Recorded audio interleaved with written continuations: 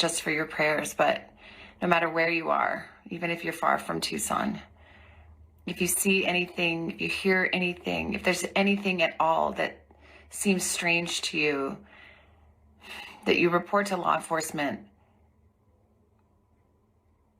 We are at an hour of desperation, and we need your help. The number, of course, if you see anything that you think law enforcement should know, is 1-800-CALL-FBI. That's 1-800-CALL-FBI. Questions continue to swirl about this ongoing investigation. Officials say that there remains no suspect or person of interest. Over the weekend, investigators were seen examining a septic tank near Nancy Guthrie's house and also visiting her daughter Annie's home. It's unclear what the reason for either of those searches were. A purported ransom for $6 million in Bitcoin is due at 5 p.m. today. It's unclear which time zone, whether East Coast, and it just passed, or Mountain Time here in Tucson, which is about just under 2 hours. According to the news station KGUN, one of two local affiliates to receive those ransom letters last week. TMZ also received the ransom letter and looked into the Bitcoin account referenced for payment, and TMZ says that no deposits have been made into it as of this afternoon. Officials are still probing the authenticity of these ransom notes. They are taking them seriously. As we begin today's broadcast, I do want to acknowledge why we're here in Arizona, not just because this is a major developing story, but because millions of Americans, literally millions of Americans, love Savannah Guthrie and care about her. And we're here to cover this story with caution for the ongoing investigation and respect and dignity for the Guthrie family. It is awful to have to report on anyone's pain. It is even more horrible when they are your friend. Savannah and her husband Mike are dear friends of mine and my wife's, and dear friends to many people in the journalism world. This type of horror, of course, should never happen to anyone, but we do ask for grace as we cover this happening to a friend. Here with me now is CNN's Ed Lavandera. And Ed, you've been here now for days, and the search has really consumed the entire Tucson area, if not most of Arizona. Yeah, obviously the main focus is in that area around in the foothills on the northern edge of Tucson, where Nancy Guthrie lives, and we've been there extensively since Monday evening, and since this story broke last week. And every day there's just been ongoing, continuing work, law enforcement activity that we're trying to kind of at this point just try to figure out what it all means, if it's leading them any closer to finding her. Yeah, it does seem as though it means that they're chasing every lead that they can possibly have in any possible theory of the case. I mean, why would they be looking in Annie Guthrie's house and also looking in the septic tank? Well, probably for different reasons, for different theories. Yeah, we've spoken with the sheriff several times this week, and talks about, it was interesting when we first started hearing about the ransom notes. From the very beginning, they talked about this as if it was any other kind of tip. Like, that's the way they didn't just say, oh, this is clearly what's happening here. It was just one of the many tips that they were getting.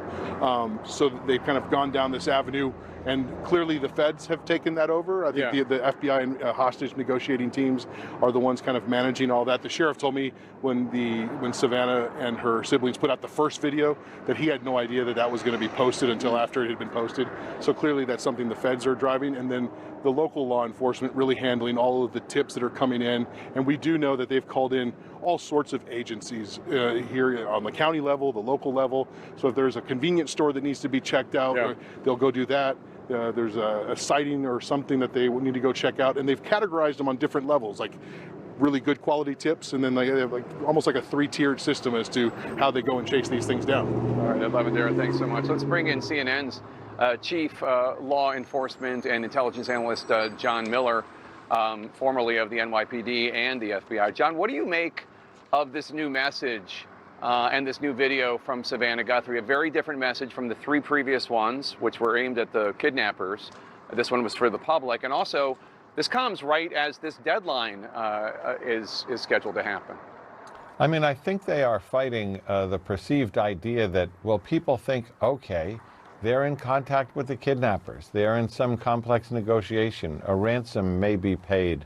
Their mom may be turned over, and that people have stepped back and might stop looking on the idea that this is unfolding in some way under its own power. And what she's saying is no.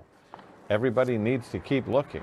As you point out, while they assess the authenticity of these ransom letters, what the status of Nancy Guthrie is, they don't want people to take their eye off the ball. And she makes a really important point, which is, even if you're not near Tucson, if you hear something, see something suspicious that could be connected to this, reach out, because aside from the fact that there was about 12 hours from the time we believe she was taken to the time that was reported as she hadn't turned up missing at that point, and the fact that there's been much more time, a week's worth, since she's been under the control of whoever may have her, well, that means she could have traveled a long distance.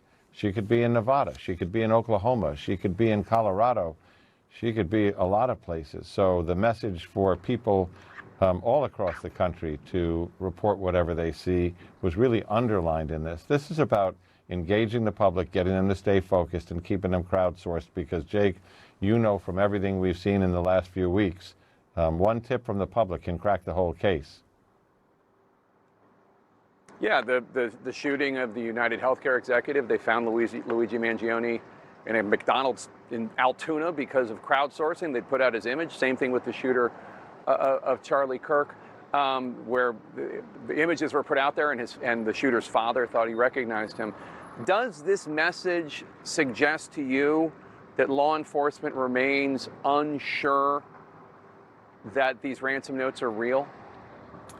I think it could signal that, but it could also signal while this ransom thing is coming together, if it is coming together, and these things can be highly uncertain, we don't want people to dial out of being that eagle-eyed person who sees something because they think, well, this is going to work itself out. They want everybody still engaged. The purported ransom letter sent to the media last week had a 5 p.m. deadline today for the $6 million payment in Bitcoin. It didn't say what time zone that is. If it was East Coast, then it just passed. If it's Mountain Time here in Tucson, then there's still about an hour 50. Do you think investigators are treating that deadline with the utmost significance, given Savannah's latest video, or is it different than maybe it originally seemed? Well, we don't know, but let's assume that the time zone is Tucson, because 2 out of the 3 communications in the first group were sent to television stations in Tucson. But what is the significance of the deadline? I wouldn't give that much significance in it. Remember that kidnapping for ransom is a business for money. Deadlines are set to keep the deal moving because kidnappers want it to unfold as quickly as possible and then try to get out of it and get away with it.